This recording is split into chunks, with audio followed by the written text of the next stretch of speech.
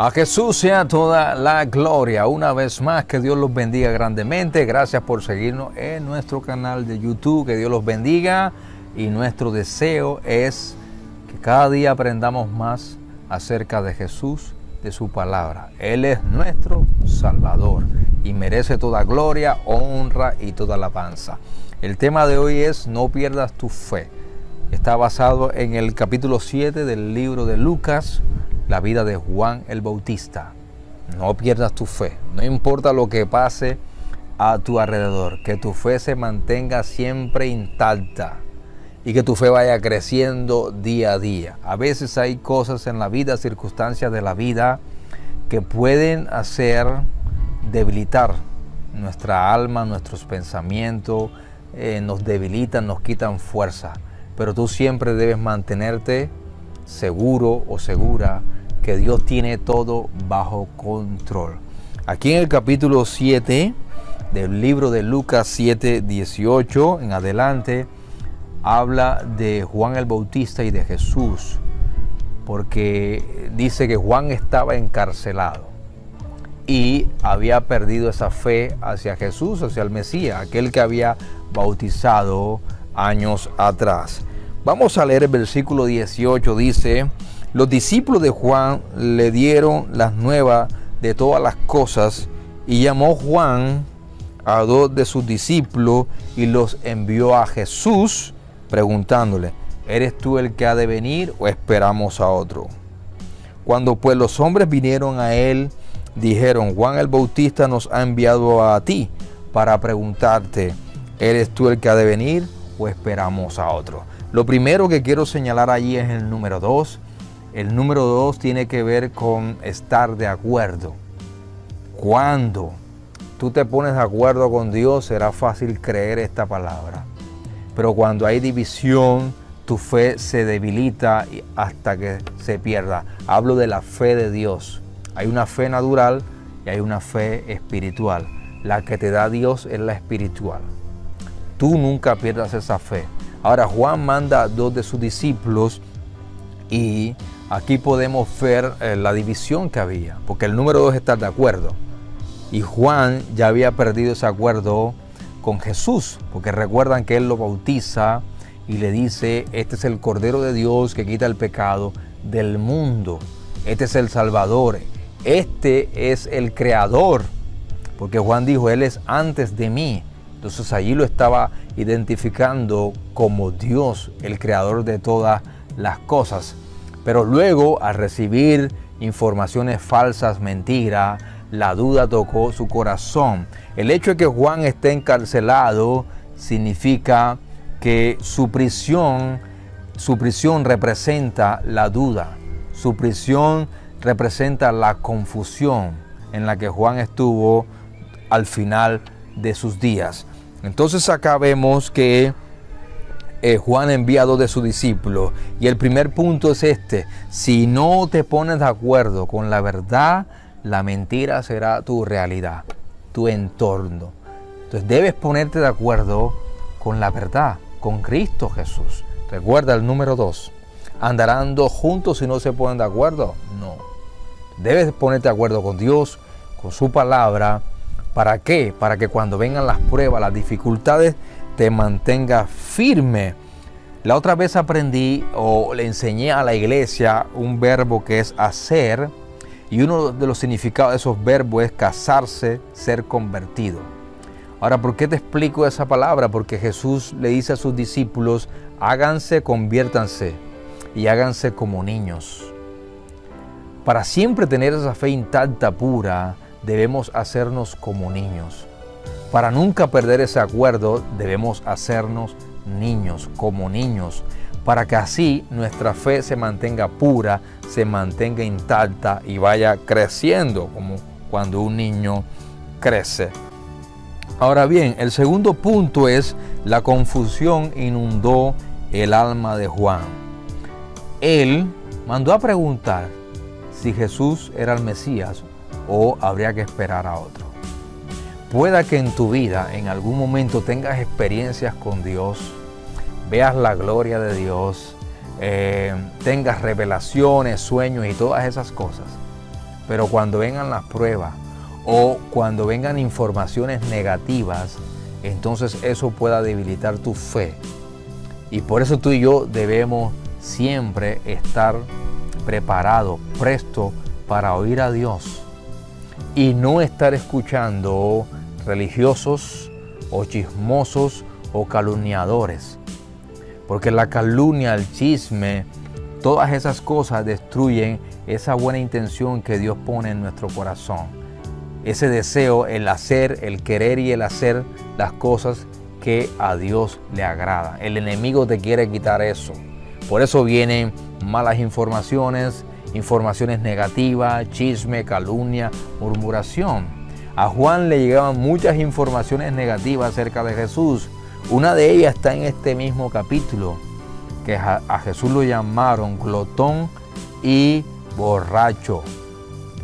Glotón y a alguien que le gustaba el licor. Ahorita quisiera encontrar una palabra, pero no me viene. En otro lenguaje le dicen comilón o comelón. Entonces a Jesús lo tenían como un glotón y como un borracho. Y claro, Jesús no fue así. Solo que le gustaba visitar a las personas, comer con las personas, culturalmente brindaban con el vino y todas esas cosas. Pero lo vieron como un borrachín, como borracho. Y él no era así. Toda esa información llegaba a oídos de Juan el Bautista y él decía, esto no puede ser así, este no es el Mesías. Entonces, por eso, ese espíritu de mentira, ese espíritu de confusión tocó su alma y su corazón.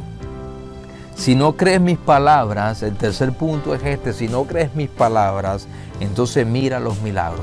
Ahora, ¿cuál fue la respuesta de Jesús a estos dos hombres enviados por Juan el Bautista?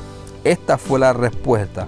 Verso 22 dice, respondiendo Jesús les dijo, id, vayan y hagan saber a Juan lo que habéis visto y oído. Los ciegos ven, los cojos andan, los leprosos son limpiados, los sordos oyen, los muertos son resucitados, y a los pobres es anunciado el evangelio. Y bienaventurado aquel que no haya tropiezo en mí. ¿Cómo le responde Jesús a los dos hombres enviados? Con milagros, con obras, las obras de Dios. Si no crees mis palabras, entonces crees mis obras. Si no crees que yo soy el Mesías, mira la confirmación de que sí soy el Mesías. Porque hay un texto en Isaías donde habla que el Mesías traería sanidad. Y también está en Malaquías, que en el borde del manto del Mesías vendría sanidad. Recuerda a la mujer de flujo de sangre. Ella tocó el borde del manto de Cristo y se sanó de su enfermedad. Entonces el Mesías traería sanidad, no solo del alma, sino también del cuerpo. Así que Jesús le dice a estos dos hombres, vayan y díganle lo que han visto. Los ciegos ven, los cojos empiezan a andar, los leprosos son sanados. Con obras le dijo a los discípulos de Juan, yo soy el Mesías. Cuando esta palabra se debilita en ti o tú permites que haya debilidad, hablo de debilidad porque la Biblia habla de ahogar, la palabra es ahogada, la palabra que Dios siembra en tu corazón es ahogada. ¿Pero por qué es ahogada? Por el afán, por la duda, por la incredulidad del ser humano, incluso por la vanidad. Esa palabra es ahogada y no produce fruto. Y eso es lo que le estaba pasando a Juan el Bautista. La palabra de Jesús fue ahogada. Entonces le dijo, si no crees mis palabras, entonces cree por mis obras, cree por los milagros que estoy haciendo, por el poder del Espíritu Santo. ¿Cuál es tu posición hoy en día? Porque seguro en algún momento Dios te habló, Dios te dio palabra, tuviste revelación de quién es Dios, pero en el caminar diario hay obstáculos, en esa carrera de la vida hay obstáculos y esos obstáculos pueden debilitar a muchas personas. Si tú estás en un estado de debilidad, cree en las obras, cree en los milagros que Jesús hacía. porque los milagros pueden levantar tu fe, esa fe que se ha ido debilitando o ha ido menguando. Dios quiere levantar tu fe. Y ciertamente sería suficiente la palabra, pero a veces, como dije ahorita, la palabra es ahogada. Entonces debes recibir un milagro de parte de Dios o mirar como testimonio los milagros que Dios hace en otras personas. Ahora, el último punto, ¿es Jesús piedra valiosa o piedra de tropiezo? Porque en el versículo 23 dice, bienaventurado aquel que no haya tropiezo en mí. La palabra tropezar es inducir al pecado, es ofender o disgusto. En este caso, ellos se disgustaron, se ofendieron. En este caso, Juan se ofendió con Jesús de Nazaret. Estuvo ofendido, disgustado. ¿Por qué? Por todo lo que oía de Jesús de Nazaret. Entonces, por eso él dice, bienaventurado el que no haya tropiezo en mí. Y termino leyéndote este versículo que está en Pedro, donde a Jesús lo señalaron como piedra de tropiezo. Pero él es piedra de tropiezo para el que no cree, para el que no obedece la palabra. Miren lo que dice 1 Pedro 2:7. Ustedes creen en Dios y por eso consideran que es piedra muy valiosa. Pero a los que no creen les sucede lo que dice la Biblia. La piedra que desecharon los constructores del templo es ahora la piedra principal. Y también esta es la piedra por la que muchos caerán. Esta es la piedra angular, dice Pedro, esta es la piedra por la cual muchos caerán. Muchos tropezarán en esta roca. Eso es lo que se merecen. Tropezarán por no aceptar el mensaje de Jesucristo. Esta es la versión de la Biblia en lenguaje actual. Es diferente a la Reina Valera. Pero para resumir esto, acá dice que aquellos que no obedecen, que no creen, la piedra principal o angular se convierte en una piedra de tropiezo. Es decir, que Cristo será para ti un tropiezo cuando tú eres desobediente y cuando tú no quieres aceptar el mensaje de salvación a través de las Escrituras o la palabra escrita. Si no aceptas esta palabra, entonces Cristo se convierte para ti en una piedra de tropiezo. Pero para nosotros los que creemos, Él es precioso, Él es valioso. Así es que no te dejes encarcelar, no te dejes confinar por la duda, el temor, la confusión, por el chisme, la calumnia. No, si en algún momento Jesús te habló, tocó tu corazón, sigue creyendo porque Dios es real. Necesitamos la fe, porque sin fe es imposible agradar a Dios. Que Dios te bendiga. No te olvides suscribirte a nuestro canal, dale like, invita a tus amigos y que siempre estés con nosotros conectado para aprender más de Jesús y ser un seguidor de Él y de su palabra. Bendiciones y recuerda, no hay forma que puedas perder y sonríe. Cristo te ama. Bendiciones. I love you.